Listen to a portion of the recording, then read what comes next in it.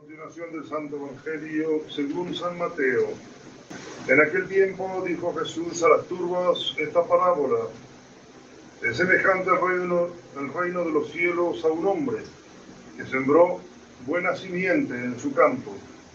Y mientras dormían los hombres, vino cierto enemigo suyo y sembró cizaña en medio del trigo y se fue. Estando ya el trigo en hierba y apuntando la espiga, apareció también entonces la cizaña. Y llegándose los criados del padre de familia, le dijeron: Señor, ¿no sembraste buena simiente en tu campo? Pues, ¿cómo tienes cizaña?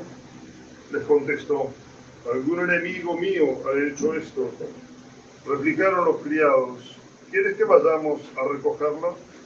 No, les respondió, no sea que al arrancar la cizaña, arranquéis con ella el trigo. Dejad crecer uno y otra hasta la siega, y al tiempo de la siega diré a los segadores: recoged primero la cizaña y atadla en manojos para quemarla, mas el trigo guardadlo en mi granero. Pueden tomar asiento.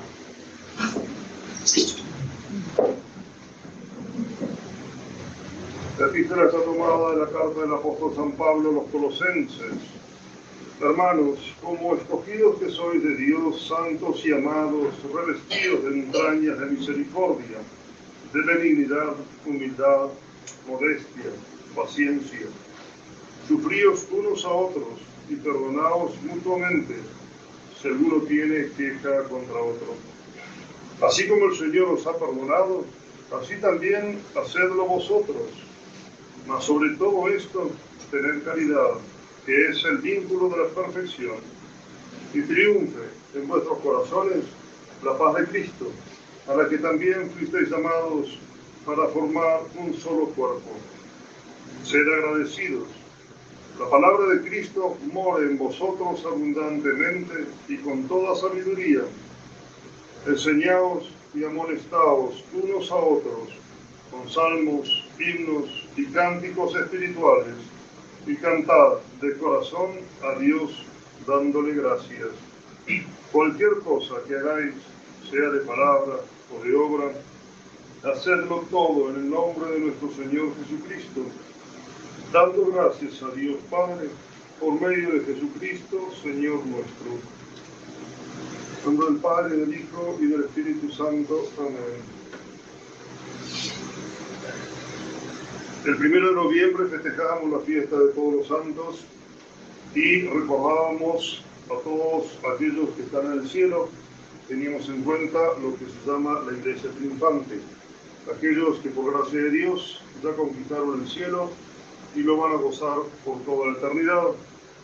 Después, el 2 de noviembre, conmemoramos los fieles difuntos, la Iglesia purgante, aquellos que por gracia de Dios se salvaron, pero por no estar limpios del todo, están purificando sus pecados, limpiándose, un acto inmenso de misericordia de parte de Dios para poder también entrar a gozar a la Iglesia triunfante el día de mañana, cuando ya estén limpios.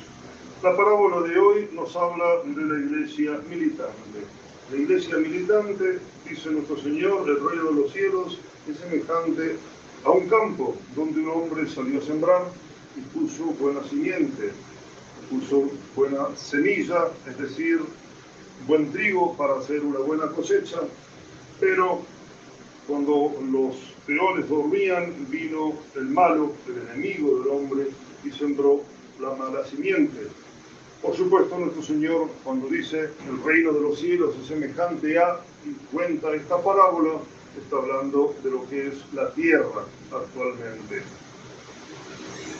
Una tentación que puede llegar a ser común incluso hasta personas espirituales muy preparadas, muy amigas de Dios, muy santas, o que por lo menos quieren serlo, es la tentación.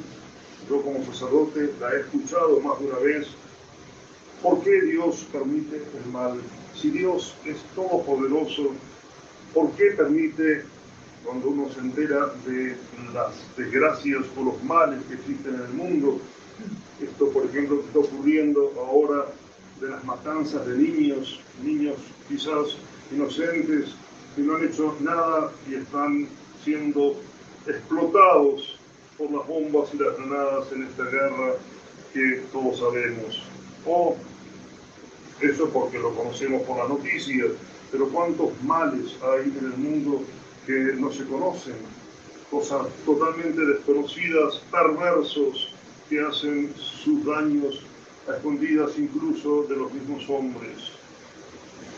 Aquella frase del padre Pío de Pietrelcina que a nosotros tanto nos debe consolar: no os preocupe el mal, la injusticia humana, no os preocupe todos los males que pueda llegar a haber en la tierra. Algún día Dios va a poner absolutamente todo en orden. Mientras tanto, Dios tolera. Dios no es el motivo del mal, Dios no es el que ha puesto el mal en la tierra, simplemente Dios lo tolera, lo permite. Y como bien sabemos, ahora que estuvimos leyendo aquello de lo que es la conformidad con la voluntad de Dios, Dios utiliza el mismo mal para nuestro bien. Algo difícil de entender, pero nosotros por medio de la fe lo entendemos. Si no hubiera habido persecuciones al comienzo de la fundación de la Iglesia, no habría los cientos de miles de mártires que hoy gozan por toda la eternidad de la palma del martirio y que mostraron su amor a Dios en medio de los inmensos tormentos que sufrieron. Eso Dios lo permite para probar, para que nosotros probemos el amor que le tenemos, que le debemos tener. Siempre somos tentados y siempre el demonio busca la posibilidad de hacernos caer, de convertirnos, si somos trigo, en cizaña. Nosotros tenemos no solamente que mantenernos en la buena simiente, sino que incluso debemos tratar de lograr de que mucha de esa cizaña se convierta en trigo. Y como muchas veces lo hemos dicho en otras oportunidades, es la obra más maravillosa que puede hacer aquí en la tierra un hombre. No solamente procurar su propia salvación, su propia santificación, sino colaborar a la redención del género humano, de su prójimo. San Agustín, como muchas veces hemos repetido esa frase: convertiste a un hombre salvaje, a un pecador, que has predestinado tu alma. ¿Por qué? Porque es colaborar a la obra más maravillosa que hizo Dios. Siempre lo decimos, nunca está de más. Dios creó sin esforzarse en lo más mínimo, porque es omnipotente. Simplemente quiso y las cosas fueron creadas. Pero cuando tocó redimir al género humano, cuando tocó salvarnos de las garras del demonio, sufrió la pasión y la sufrió, precisamente bien sufrida. El mal entonces no es obra de Dios, son simplemente permisiones que Dios tolera, permite, para que nosotros mostremos nuestro amor hacia Él. Y realmente es como dice San Pablo en aquella vez que tuvo que hacer su defensa ante los ataques que recibía, y por eso conocemos muchos detalles de su vida. Cuenta que fue subido al cielo en vida, pero dice: pero para que yo no me ensoberbezca, Dios ha permitido un ángel de Satanás que me abofetee, un ángel que lo tentaba con tentaciones de impureza. Como dice San Pablo, la grandeza del apóstol, el predilecto de Dios, cómo Dios lo había convertido para ser vaso de elección. Y sin embargo fue tentado, y tentado muy gravemente, tanto que él se quejó ante Dios y le dijo, pidió que le sacaran esa tentación, y recibió esa voz que le dijo: en la tentación se prueba la paciencia. Y allí es donde entonces los que queremos ser santos, podemos probar el amor de Dios gracias a que existe el mal. que nos está constantemente empujando hacia... De otra forma, sería todo muy fácil, el seguimiento de Dios casi algo natural, entonces no podríamos probar nuestro amor de Dios. Además, siempre entendamos que los planes de Dios son muy, muy distintos a los nuestros y Dios tiene una visión de infinito. Dios ve mucho más allá de lo que nuestra cortedad, nuestra miopez ve con respecto a las cosas que pasan. Dios sabe que si nosotros nos da además la gracia para serle fiel, y con eso entonces nosotros probamos nuestro amor de Dios. Para Dios tenemos la gracia de la fe. Y hoy cuánta gente, pobrecita, no cree, no sabe, es totalmente ignorante, no sabe ni siquiera cuál es el sentido de su vida. Por eso cuántas veces vemos en las noticias personas jóvenes, con toda la vida por delante, sanas, que se suicidan. Se suicidan, ¿por qué? Porque no tienen sentido en la vida. Es verdad, la vida sin Dios no tiene mucho sentido. Entonces dicen, ¿cuál es el motivo de mi existencia? Por más que tenga salud, que tenga dinero, que tenga fama, que tenga gloria, terminan o drogándose o echando a perder su vida. ¿Por qué? Porque no tienen fe. Nosotros tenemos la gracia inmensa de la fe, que da un sentido a todo nuestro existir e incluso valor a todos nuestros actos.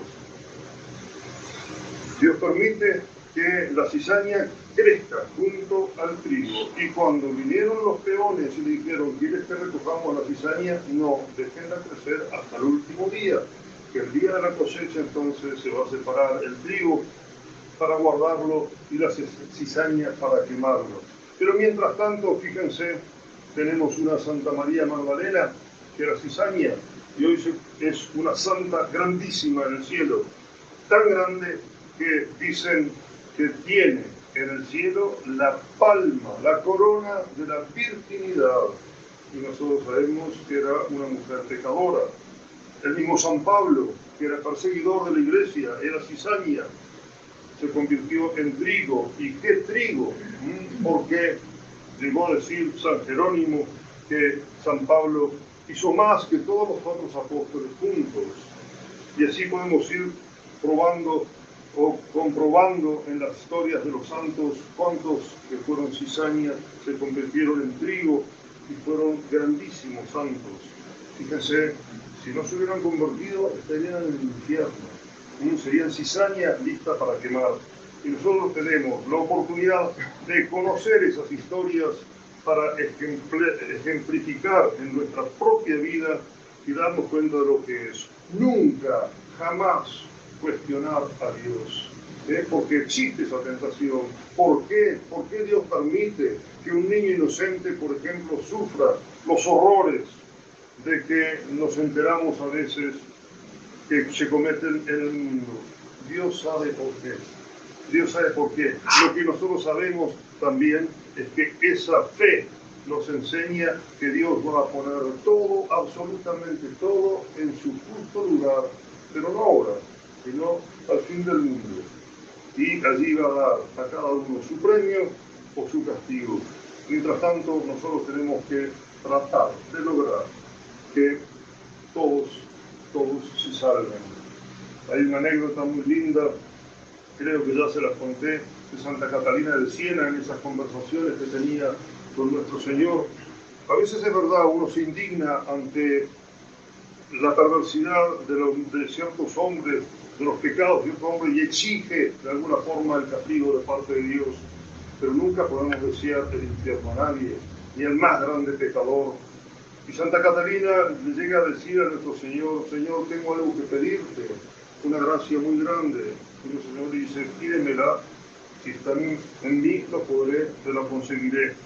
Y Santa Catalina le dice, la salvación universal, o sea, que se salven todos. Y nuestro Señor dice, yo también quiero eso, yo también quiero eso, pero los hombres son libres y muchos, desgraciadamente, eligen el mal, no quieren su propia salvación, prefieren elegir el odiar al amor mismo, que es Dios nuestro Señor, y van a estar separados toda la eternidad. Pero si nosotros colaboramos a ese querer de Dios, que es que el pecador se convierta y viva, cuán inmensamente colaboramos entonces a la redención del género humano. Les pido que lean nuevamente la epístola de San Pablo a los Colosenses que acabamos de leer, porque es un resumen de las principales virtudes que tiene que practicar todo cristiano. Y aquí quiero hacer un elogio al grupo de aquí de Tucumán. Es verdad, en todo grupo de seres humanos siempre hay diferencias, distintas formas de pensar, pequeñas rencillas que existen entre unos y otros, pero realmente es un grupo muy caritativo. Entiendo que dejan esas cosas abajo y se elevan. Les digo, síganlo haciendo así, cada vez perfeccionense más, practicando, como dice San Pablo, las entrañas de misericordia, benignidad, humildad, modestia, paciencia, sufríos unos a otros y perdonaos mutuamente si alguno tiene alguna queja del otro. Eso realmente es una maravilla, es una de las cosas que llamaba la atención a los paganos, cuando contemplaban los primeros cristianos. Ellos decían, mirad cómo se aman, mirad cómo se aman, y eso hacía que muchos se convirtieran, es decir, pasaran de cizaña a ser trigo. Pidamos siempre a la Santísima Virgen esta gracia inmensa de vivir nuestra fe. Eso es lo más importante de todo. No nos quedemos con solamente un conocimiento intelectual de las verdades de nuestra fe, sino que las tenemos que traducir en los actos a diario, constantemente. La fe tiene que ser el motivo de nuestro vivir, y ese motivo, esa fe traducida en acto, es simplemente la caridad. Pidamos esa gracia inmensa a nuestra Reina del Cielo, nuestra ama, porque nosotros somos esclavos todos consagrados a María Santísima. Ave María.